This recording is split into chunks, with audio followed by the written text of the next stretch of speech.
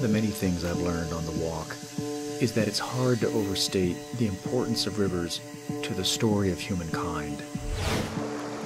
From old civilizations to new civilizations, rivers are like veins carrying the lifeblood we all depend on, water. And like time itself, rivers also carry our past and our present into an unknown but shared future. Since setting foot in the Middle Kingdom, I've been following the Hu Line. It's an imaginary boundary that divides East and West China, and it'll steer me some 6,000 kilometers across 10 provinces. Now, it's brought me into the heart of Sichuan.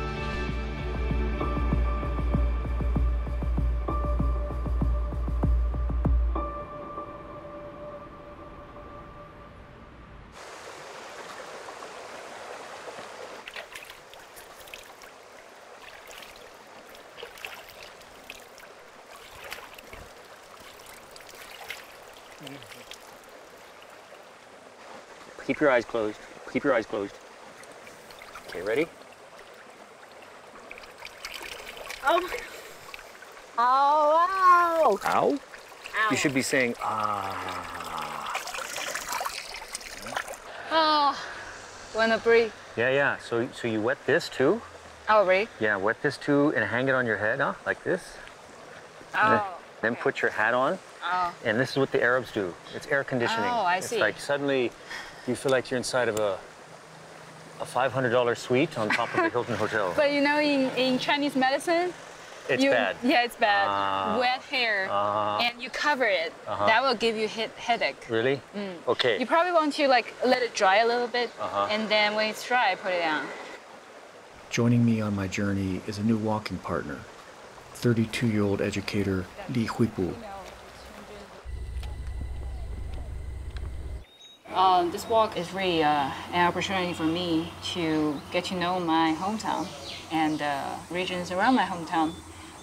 I wasn't a very super worked out person before, but ever since last year, I met with Paul and talked about the possibility of me joining a walk. I've been practicing, practicing walking a little bit, but never 20 kilometers per day. Yeah, in my life, so that was something. And I think I found a sports for me. It's kind of like I'm so You're good at it. I'm pretty good at this. You're good at it. I'm also amazed by it.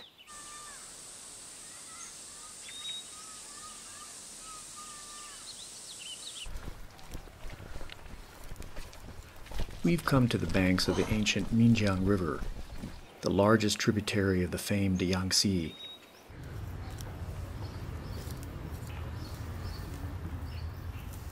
Where in 1929, a farmer unearthed a cache of jade artifacts while digging an irrigation ditch.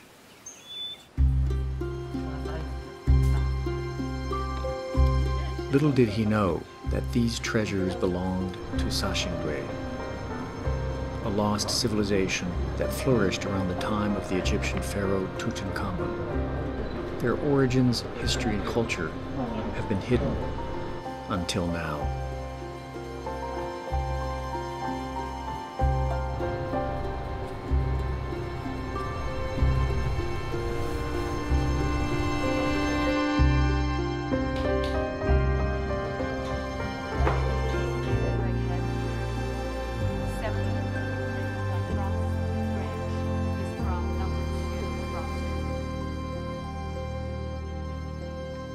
For example, they always put the jade and the bronze at the Dr. bottom. Xiaohao is one of the archaeologists leading the excavation. He sheds light on some of the most significant findings to date. In the ceremony, you can see these dark long things are the ivories. Yes. They have been burnt. When we put out all the ivories, we see some of the ceramic things. We think they are ceramic vessels, used to be complete ceramic vessels, but they have been pressed into the small pieces by the ivories. Wow. And there are also some jade artifacts and the bronze artifacts. Three of them is very important and interesting. So there are lead things. It's small figures. How long are we looking at here? Like, how many centimeters do you think? Around 60 centimeters. I mean the hair. The hair. The hair alone. The hair is functional because there is a gap between two hands. Holders of something. Yeah, exactly. Figure is very small, but you can see many details. Yeah, beautiful. Like the nail, and you can see beautiful. these things. Yeah. Knuckles. And 这些关节、指甲，还有这个地方，对。And the bone, the wrist bone here, yeah. A dazzling trove of Bronze Age relics unlike anything previously found in China, and unlike anything ever seen, most hauled from a series of burn pits located inside a sprawling, ancient urban area the size of London's Heathrow Airport.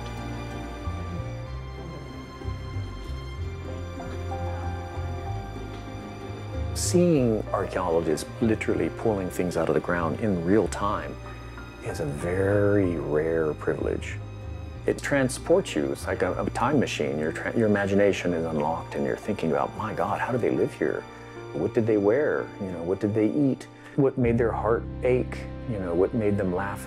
They're exactly the same as us. You could sit them down in this room and you would have no difference, except we'd have to struggle to understand what they're saying. But they would have exactly the same range of emotions. I'm hoping researcher He Xiaoge can share some of her own experiences and insights at the dig to help make sense of these findings. Pick up these things. Do they echo something to you? Is there a whisper of this? 每次我们提取出来一个人头，我们都会先把它抱起来，然后对着他的眼睛先看一下，就感觉在与古人对视，就感觉特别想问他3个终极问题：你是谁？你从哪里来？你到哪里去了？这种Oh my gosh. Those are the 3 questions that I ask. 三星堆城可以分为几个部分。其中城北我们发现了大型的建筑，可能是当时高级人的宫殿，然后还有一些制玉石器的作坊，可能是当事人世俗活动区。然后在那条马木河之南的三星堆，大多数学者都认为这是一个专门开辟的一个祭祀区，它应该是中间集中会有这几个大坑，祭祀坑附近应该会有一座神庙。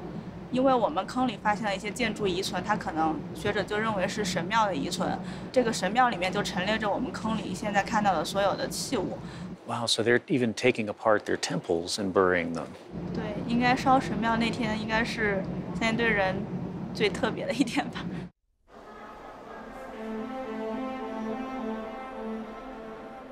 All signs of Sashingui vanished soon thereafter. Despite decades of excavation, research, and investment, the extraordinary relics only deepen the enigma of the people who made such sophisticated art.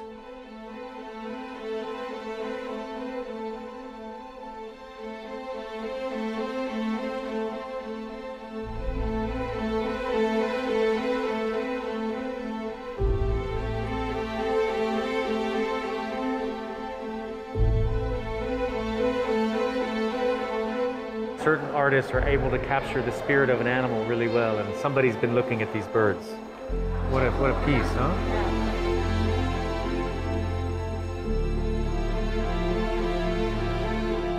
Why would they leave all of this behind? One hypothesis is that an earthquake may have triggered catastrophic landslides that cut off access to the Minjiang River, their main water source, and diverted it to a new location. This might have spurred the people to abandon their city and follow the river to its new course. It's a good reminder for me, the collapse of Sashingui, about when we need to survive, using our legs to move is one of the oldest methods to survive. Migration is not a problem, it can be a solution.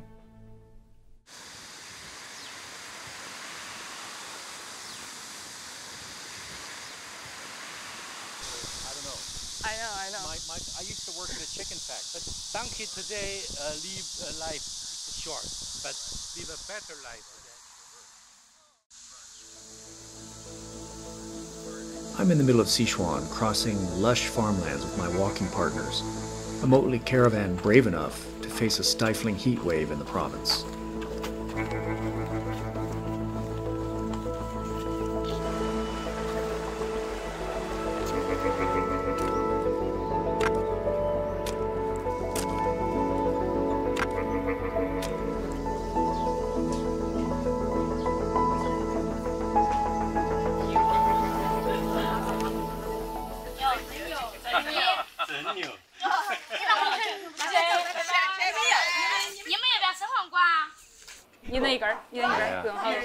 Just one because they're heavy. Yeah, exactly. 一个。还是在这旁边，比初中应该远的吧？对。Oh, take one. 谢谢。 Take one. Take one more. 谢谢了。谢谢你。谢谢你。谢谢哈，谢谢。拜拜。 Every now and then, specialists join me on my journey, providing depth and context to the history that underpins my storytelling. Professor Luo Xin from Peking University is one of them. What's been really special about this section of the walk, not just in China but across the world, is walking with a world leader in historical knowledge. And Professor Luo is an encyclopedia of information about the history of China. And he's this very rare combination of an intellectual, an academic, a deep thinker, with a very athletic body. I mean, he has no trouble keeping up. In fact, he's often leading during the day.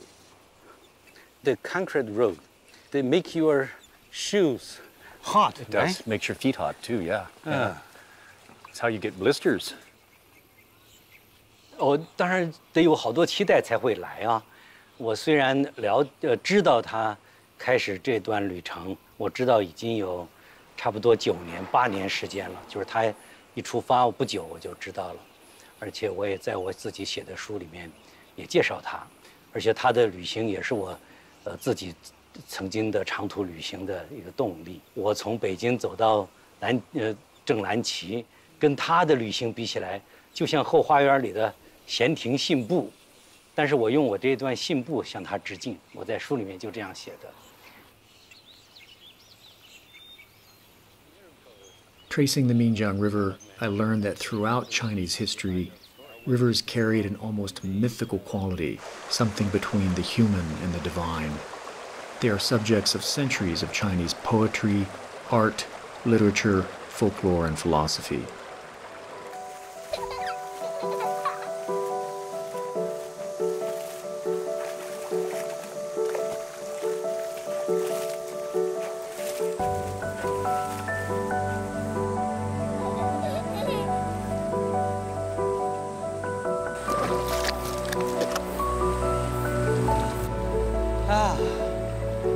It's nice.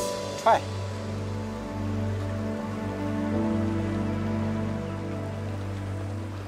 我们作为现代人，因为我们打开水龙头就有水，我们总是意识不到水是很有限的，也意识不到水的重要性。我觉得跟着保罗这样走路，跟他一起聊天，讨论今天我们看到的世界，以及那个遥远的古代人，在这个时候我们才会比较真切地意识到那些人类所面对的那些水的问题。 Water is a finite resource and only renewable if well managed. Following in the footsteps of our ancient predecessors, we soon find a prime example.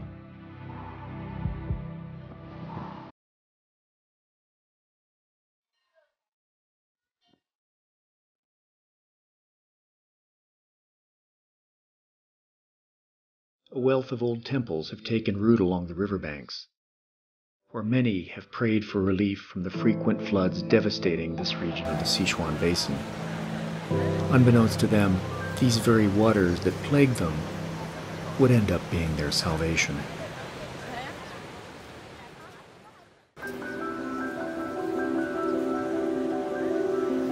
Doujiangyan is a city in Sichuan province named after its famed landmark, an irrigation system built in the 3rd century BC that's still in operation today.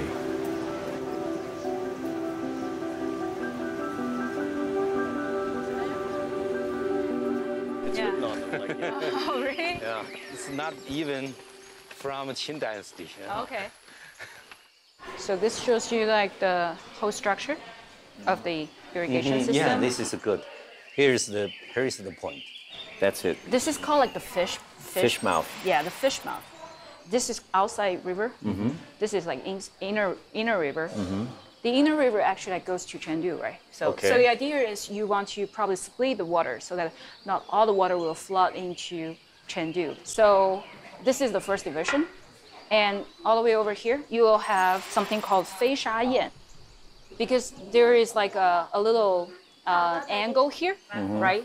And you'll have this to filter a lot of sand and stone into the outer river. And over here, you have one last piece. It's called a bottleneck. Wow, very beautiful. Yeah. Once there is like a huge volume of water flood in, the whirlpools actually help to activate the function of the filter. Because right in this way, it's actually filtering out the sediment. The sand. Yeah, because it goes like this. This colossal early water project is not just impressive in the way it takes advantage of the topography, but also in its ingenious construction. The past time, they made this with the bamboo basket full of rocks, put one by one together to build this. In other parts, in southern China, you can still see that structures. The same technology you mentioned in your article, one of your articles, that the people in Central Asia, they guide the antelopes in the direction they wanted to the trap. Yeah. It's much more kind of a soft energy solution. Yes. It really puts into perspective the Chinese adage, nothing in the world is as soft and yielding as water, yet for dissolving the hard and inflexible, nothing can surpass it. The soft overcomes the hard, the gentle overcomes the rigid.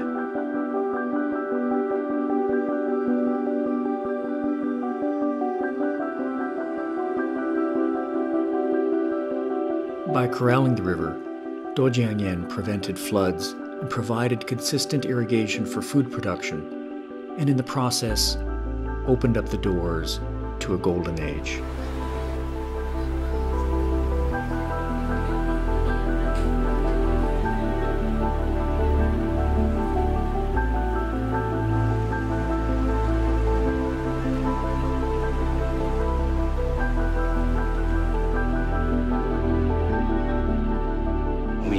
一直都在这个河边上，无论怎么绕来绕去，都是总会走到一条大水渠边上。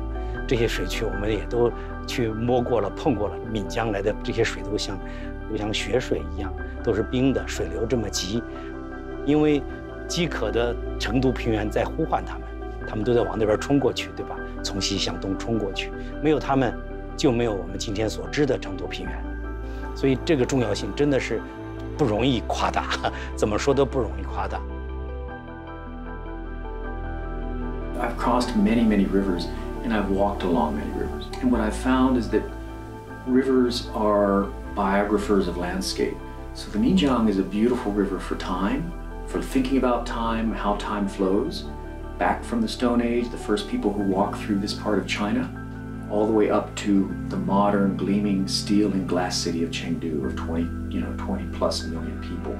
The entire continuity of the human story and that part in the Sichuan Basin of China can be told by that river.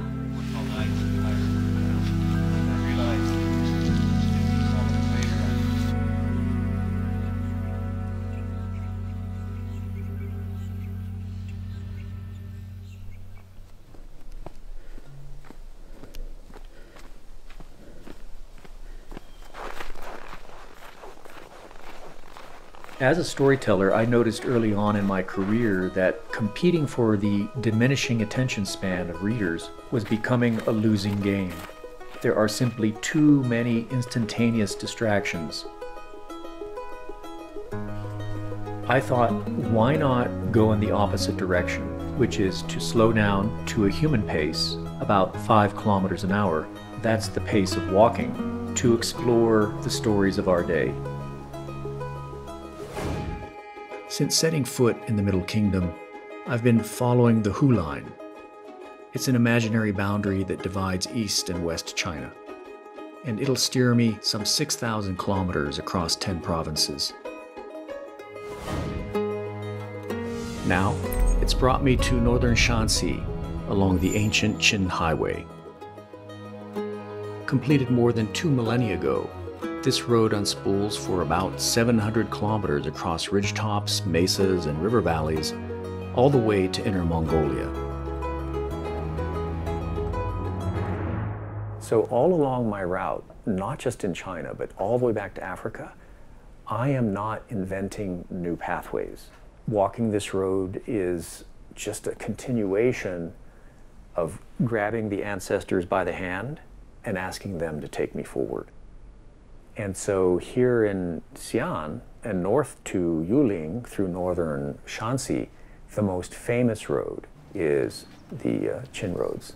Some of the oldest highways ever built, and also the straightest. The walk is not mine alone.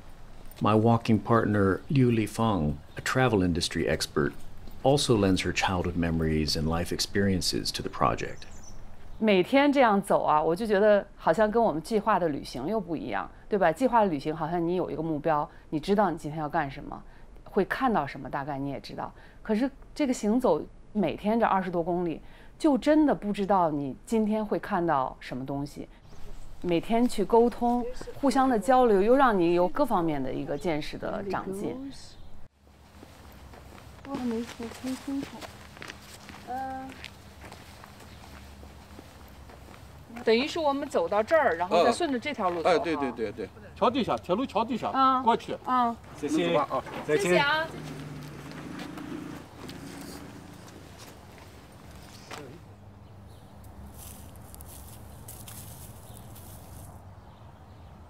Do you remember anything about the winter time when you were young in Mexico? Was it very warm?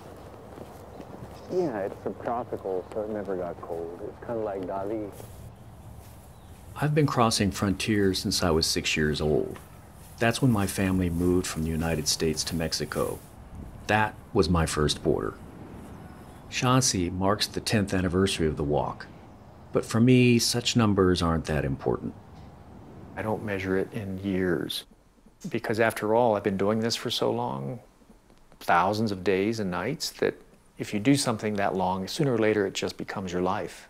I can tell you that I've measured off this project in landscapes and people. Those dates and those events loom higher than just a date on a calendar. Over 13,000 miles, scores of walking partners, countless stories. The walk has taught me to accept serendipity, to welcome the offerings of chance.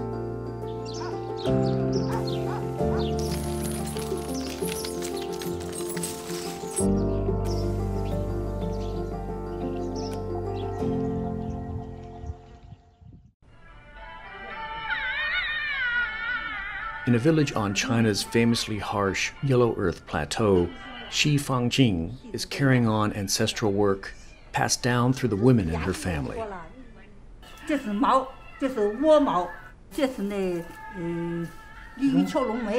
Paper cutting is believed to have originated in the 2nd century, but long before the invention of paper, the Chinese already used similar skills to cut designs in other materials like leaves, leather, silk, and gold foil.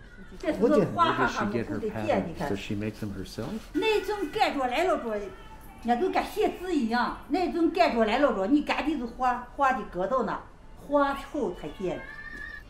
Wherever she gets her inspiration, each cutout is like a small poem. 这是2个蝴蝶，漂亮。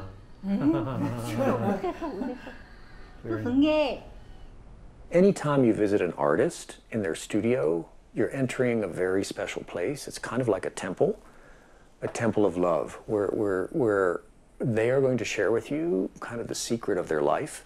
She was like on fire with excitement to share her work.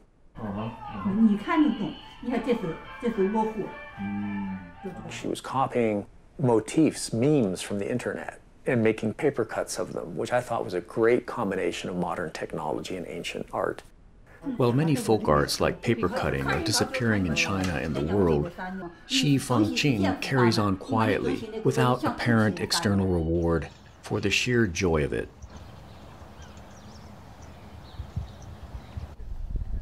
The ancient Qin Highway guides us northeast. Historian and author Professor Luo Xin returns for this leg of the journey.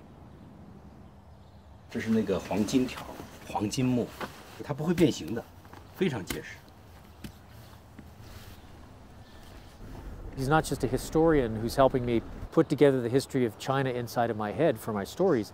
He's got a great eye for finding trails off the roads, which is really a valuable skill.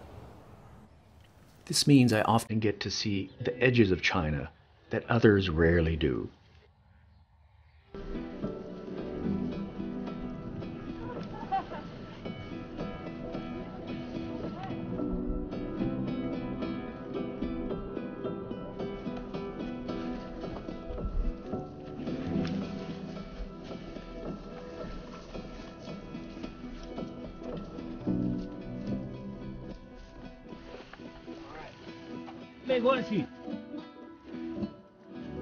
All right. Just test your footing.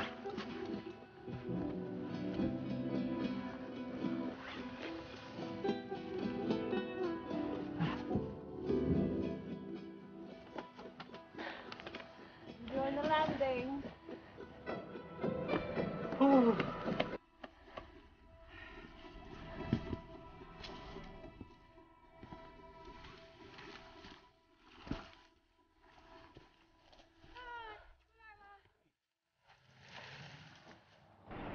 The Forever Walk has taught me this, that we stand a better chance of survival by walking together, by learning from each other, by listening to each other's ideas. There is an old, old joy in this approach.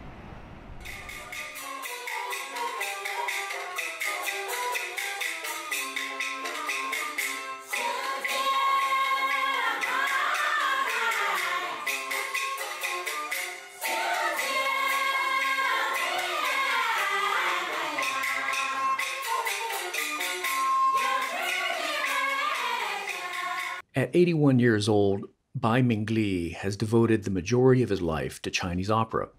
While fluent in many genres, he's keen to share his forte. 道就是道教音乐，道歌出在唐朝，道起了在唐朝就是有，但是经就是流传很少。When did you start singing? How old were you? 我是8岁的时候开始，当时我们村里办了个冬学，请了一位老师，他不是挣钱，而是挣小米。我的父亲和我的爷爷、我的四爸，他们都学，但是我家庭生活条件不好，到时候我的父亲就不让我学。他们在窑里学着了，我在窗外边，窗外边听了。说是就这样，大人喜欢什么，我也是就喜欢什么。I'm treated to a moving performance of Dao Qing opera in Mingli's Simple Flat. It's a narrative about his hometown.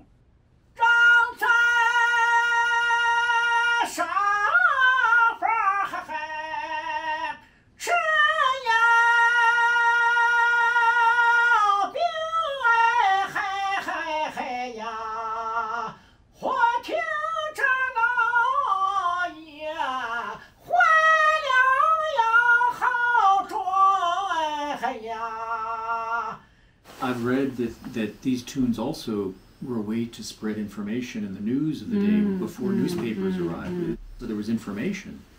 有 Yes, 有 they have. 道清四渡街里都有，它这里头也有神话故事，也有古的东西，就古代的一些自称。Yes, mythology, stories.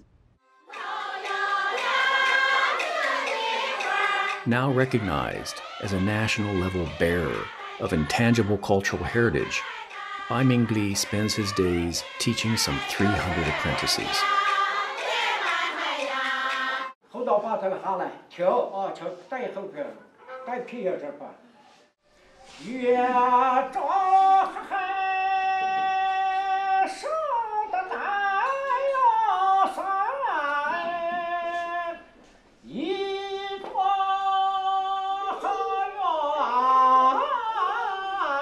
远，嘿呀。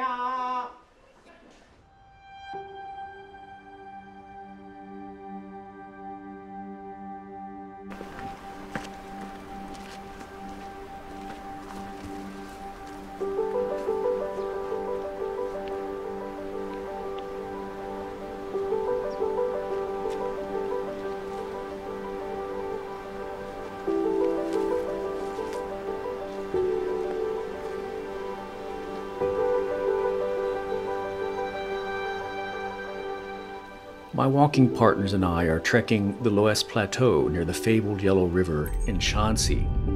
This is traditionally known as the birthplace of Han Chinese civilization. It's home to one of the longest river systems in the world. I love walking along rivers. There's a reason why poets use rivers as metaphors and symbols. There's a reason why novelists and writers set their books on rivers. There's something special about the movement of water that affects us deeply, because I think water is moving inside of us too. Our heart is pumping water, and these rivers we call arteries and veins. Now, to find a way across. 保罗的这种行走，就是在所谓的追踪古人迁徙之路嘛。那能不能够做到像古人那样坐船过黄河呢？所以我们也一路在找渡口。哎，很凑巧，那天经过那个界首村的时候，问了一下当地的人，他们说，哎，我们这儿还有那个提供渡船，哎，那就做了决定，说就在这儿过黄河。那个时候过黄河都要做羊皮筏子，当然我们体会不到那个了，但是也毕竟是坐船过的黄河。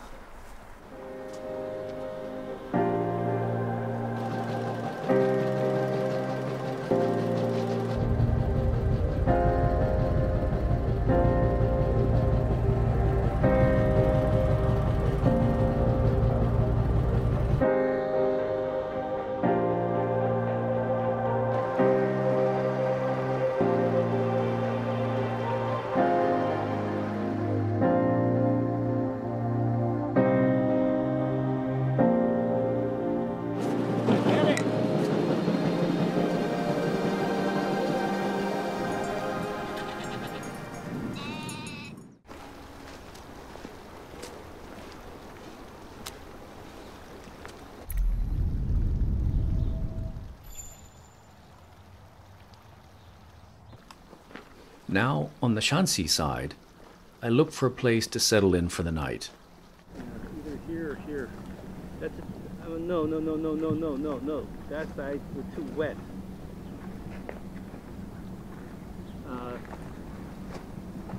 Still wet. It's bone dry to me looking. It's bone dry. Same here.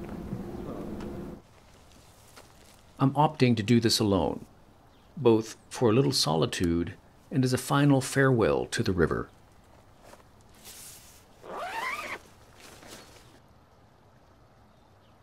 If I get in trouble, I'll call you. Yeah, call even me if it's 3:30 in the morning. Yes, and also like send. I'm teasing you. Yeah, send. I don't know. Shall we have a message? You can just quick send, just for emergency. Yeah, sure. Like okay. what? Yellow. Okay, yeah. Yellow. Yellow. Yeah. Yellow. Yellow river. Yeah. Okay. Think about this. Let's say you go to Africa and you walk back to China. You don't know all the languages. There's no way you can learn all of them that quickly. You don't know the cultures. You don't know the local traditions. You don't want to offend anybody by doing something wrong. So you're always kind of in hyper awareness mode, which is wonderful. It means that you're fully alive, but it also takes energy. And the way that I'm able to do this, one way, is that I do take private time. And I go into a room and I work in the room. I write, I listen to music, and I have some private space. And it sounds selfish, and it is selfish, but it's also essential for sustainability, to keep the project going, to take these breaks of quietude, right?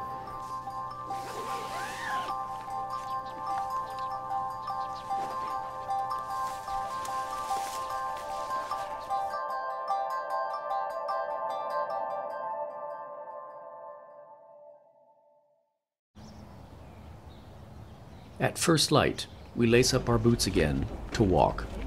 Rivers are rich with stories, and as the gods of walking would have it, we chance upon one soon enough. Wei Samba is a third-generation farmer who has been working on his family's land since he was 6. What is he preparing the field for? What's he going to put in? Can I take a look at your tool? 他想看看你这个锄头。这还不是很重啊，比较轻，比较好。看一看。你这块地就要种玉米是吗？啊。Where does he live now? 里边。你不能换个比较喝水。Sure. 那行，我们去看一眼。We can take a short break.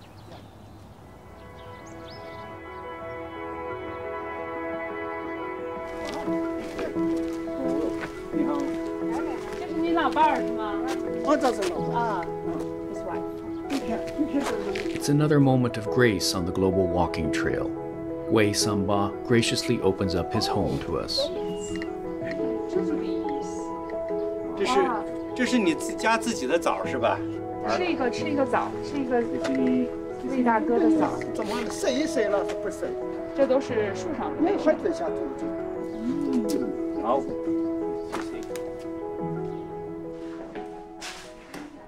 表亮。And this is your family. Yeah, that's him. Ah, how? 对。 And so he has 1, 2, 3, 4 kids. 这个和这个就是教书。哦。这个也是教书。这个是个老面。farmer. What I'm seeing before me is migration in at least 2 directions, literally upward from the region's old Yaodong cave houses to modern surface homes, and people moving laterally from rural areas to cities. Another day on the trail, another act of unprompted kindness to strangers. Wei Samba is a testament to that. These encounters keep me stepping forward.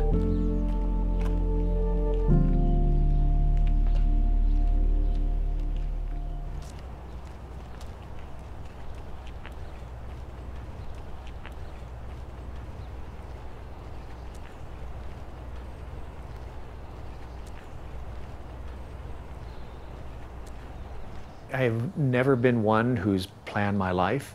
I've never been wired that way, but the walk has obliged me to be even more open to possibility and change and not be upset by it.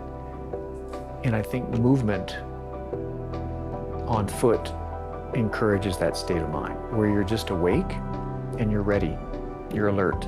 The moment life becomes too planned, too organized, I think it takes away this delightful element of awe and wonder. The ability to just kind of look at something and be amazed. And on this walk, without any exaggeration, there are amazements, large and often small, every single day for the last 3,600 days of the walk.